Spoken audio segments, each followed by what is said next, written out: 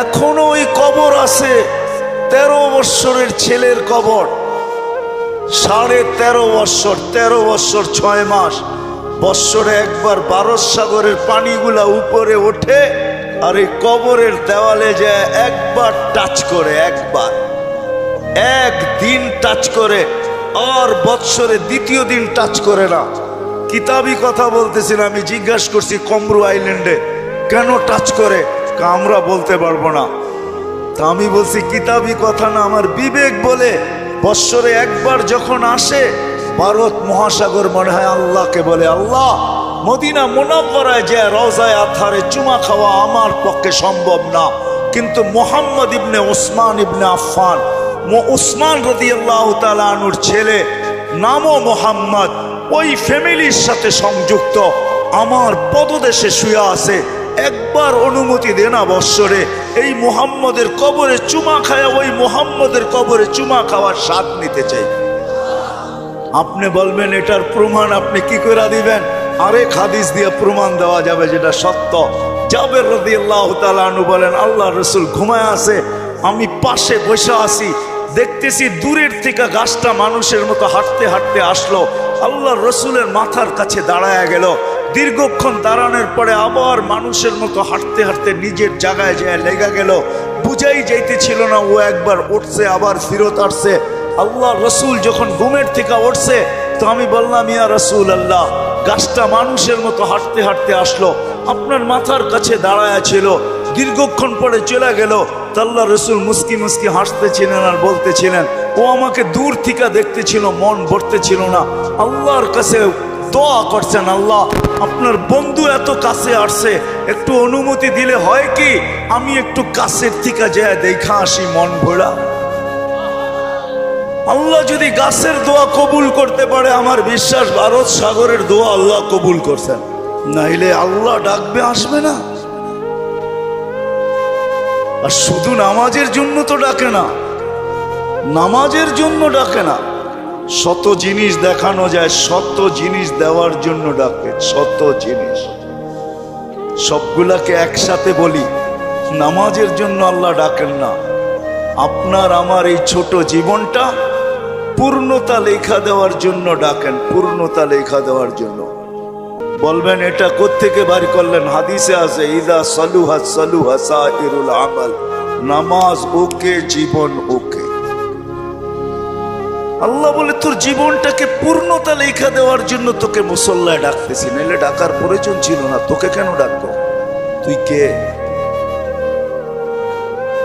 যা হোক, যেটা বুঝাইতেছিলাম, তৃতীয় স্বাধীনতা দিয়েছেন মত আদর্শগত, চতুর্থ স্বাধীনতা দিয়েছেন সোসাইটিগত। সমর্থ থাকলে দুনিয়ার যেই কোথাও বাস করা যায়, কোনো বাধা বিপত্তি নাই। আপনি বলবেন আমার সমর্থ আছে, আমি আমেরিকা বাস করতে পারবো, দেন না, ওদের ব্যাংকে টাকা জমা, বাড়ির থেকে আইসা নিয়ে যাবে। সত্য এটাই। পঞ্চম স্বাধীনতা আল্লাহ দিছেন, মৌত পর্যন্ত যেমন খুশি তেমন চলতে পারো, বিকেনিও পড়তে পারো, 3 কোয়ার্টারও পড়তে পারো, হাফ কোয়ার্টারও পড়তে পারো। আবার যদি সমাজ মাইনা নেয় তো মার পেটের থেকে যেমন আসছে এমনও করতে পারো। নাইলে ইন্দোনেশিয়ার একটা প্রদেশের নাম হইতো না উরিয়ান জায়া, আমি নিজে গিয়ে আসছি ওইখানে। পাপুয়া গিনির অর্ধেক হলো ইন্দোনেশিয়া, ওইখানের রাজধানী হইল জয়াপুরা, ওই প্রদেশের নাম হইল উরিয়ান জায়া। কি উরিয়ান মানি ল্যাংটা, জায়া মানি জাগা।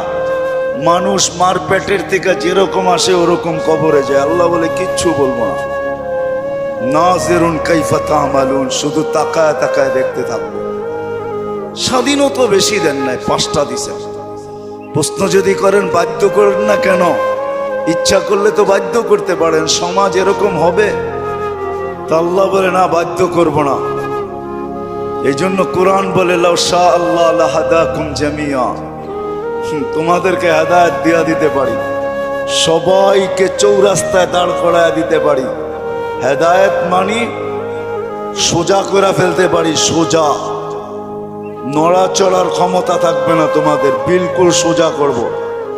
লাউ শা আল্লাহ লাজালাকুম উম্মাতান ওয়াহিদা, ইচ্ছা করলে এক বানায় দিতে পারি, এক।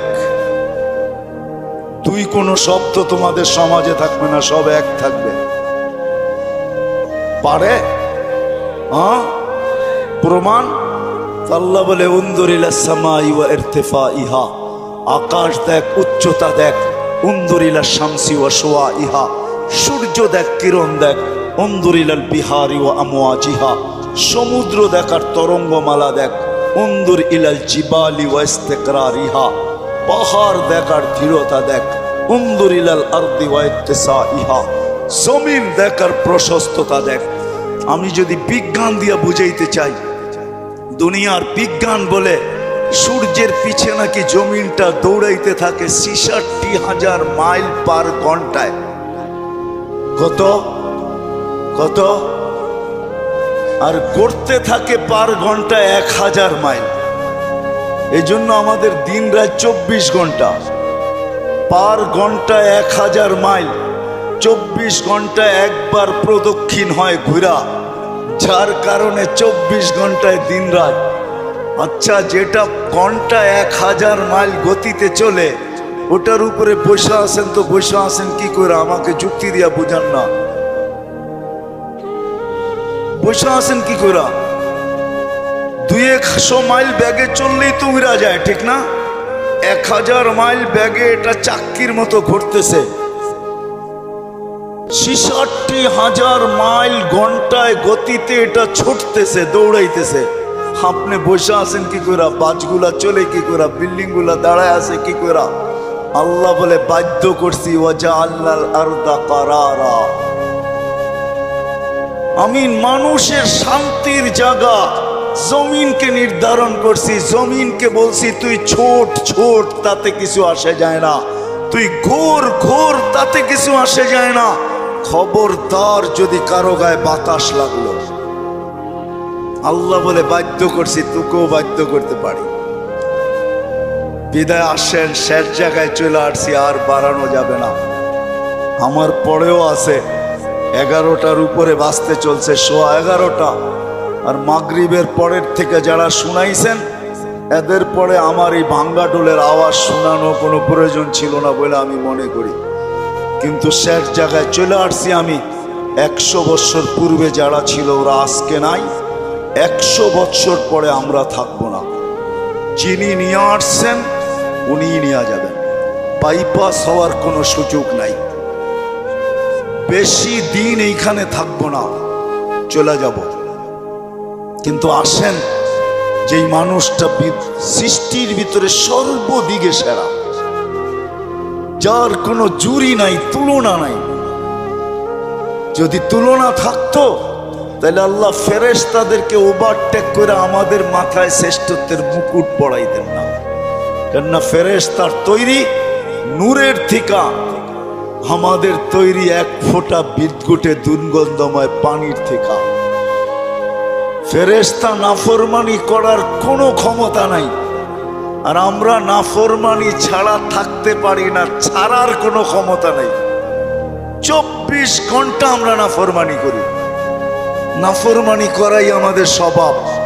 ওই মানুষটার মাথায় শ্রেষ্ঠত্বের মুকুটটা পড়াইতেন না। ফেরেশতাদেরকে অ্যাবাউট করা আল্লাহ আমাদেরকে শ্রেষ্ঠত্বের মুকুট পড়াইছেন। আসেন, শেষ জায়গায় চলে আসছি, চলে যেতে হবে। একটু ভাবেন, এই মজলিসে বসা যে আপনি আর আমি যাব তো বটে, যদি আখিরাতকে বিশ্বাস করেন, মউতকে বিশ্বাস করেন, যদি হিসাব কিতাবকে বিশ্বাস করেন, আর যদি না করেন তাহলে আবার পিছনে যাব। মেসেজ কোরআনে দেওয়া আছে, তোমাকে বিশ্বাস করতে আমরা বাধ্য করব। যেমন এক সময় আল্লাহ বাধ্য করছিলেন, রুহের জগতে যখন ছিলাম, তা আল্লাহ আমাদেরকে প্রশ্ন করছিলেন, আলাস্তু বিরাব্বিকুম, আমি কি তোমাদের রব নই? ওই দিন কিন্তু স্বীকারোক্তি দিতে বাধ্য ছিলাম, ক্বালু বালা। হায় হায়, যে আজকে বলে গড ইজ নাথিং, ওর রুহ ওই দিন স্বীকারোক্তি দিয়ে আসতে হয়েছে যে আপনিই আমাদের রব। যদিও এইখানে আসার পরে ভুলে গেছে, আল্লাহ বলে তোমাকে আরেকদিন বাধ্য করব, তুমি চিৎকার দিবে আর বলবে রব্বানা ইন্নানা আবসারনা ফারজি'না আমাল সালিহা ইন্না লা মুকিনুন। তারপরে আমাদের পক্ষ থেকে চিৎকার আসবে, কাল্লা, কখনো সম্ভব না। তোমার চিৎকার ওই দিন শোনা হবে না, বলা হবে কালুক সাউ ফিহা ওয়ালা তুকাল্লিমুন। দুনিয়ায় বড় বলছো, আমরা কোনো প্রতি উত্তর করি নাই, বড় বিরোধিতা করছো। ও ঢাকার মানুষ 24 ঘন্টা কাঠটা ভোগ করেন, কতটুক ভোগ করেন আর কতটুক আল্লাহকে দিই। এই জন্যই যে বিশ্বাস করে আমাকে মরতে হবে, কবরে যেতে হবে। আখেরাত নামের একটা জিনিস আছে, হিসাব কিতাবের সম্মুখীন হইতে হবে। তার বিবেকের কাছে আমার প্রশ্ন যে তুমি ওই দিনের জন্য কতটুক প্রস্তুত, যেই দিনটা সত্য, যালিকাল ইয়াউমুল হক, কতটুক প্রস্তুত? আমি প্রত্যেক শ্রেণীর মানুষকে জিজ্ঞাসা করব, তুমি কতটুকু প্রস্তুত? যুবক, তুমি যৌবন নিয়ে কতটুকু প্রস্তুত? নারী নারীত্ব নিয়ে কতটুকু প্রস্তুত? পুরুষ পুরুষত্ব নিয়ে কতটুকু প্রস্তুত? যে যেই ক্ষেত্রে আছে ওই ক্ষেত্রে থেকে কতটুকু প্রস্তুত? যেই যেই পজিশনে আছে এই পজিশনে থেকে কতটুকু প্রস্তুত? কতটুকু আপনি আর আমি প্রস্তুত?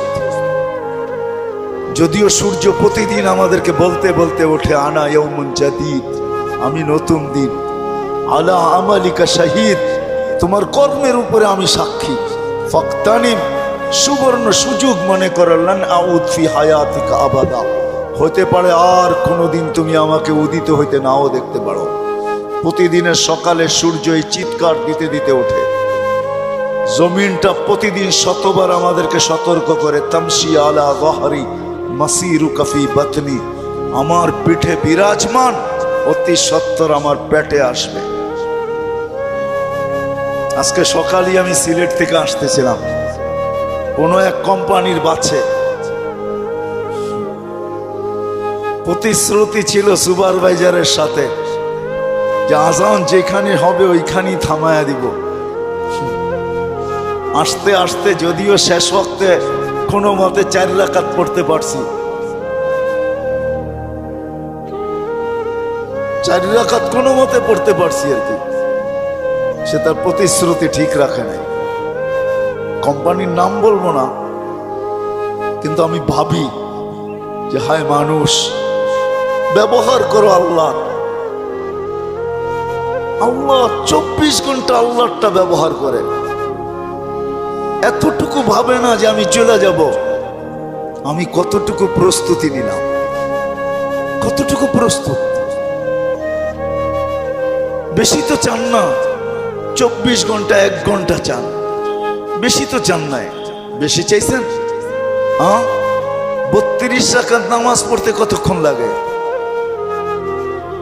1 ঘন্টা, পার রাকাত 2 মিনিট, 64 মিনিট লাগে।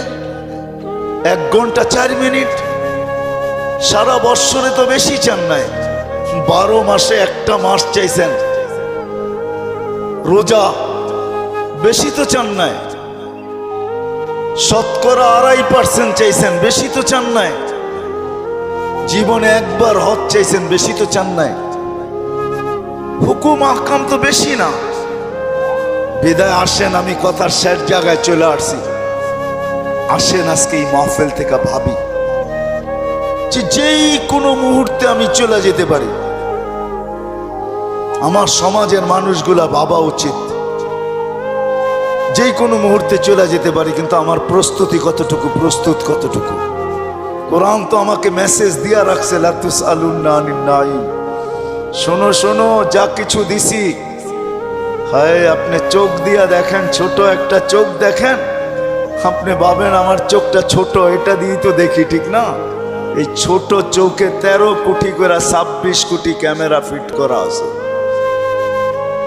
আপনি কোনোদিন ভাবছেন আপনার জিহ্বাটা কত বড় প্যাথোলজি সেন্টার?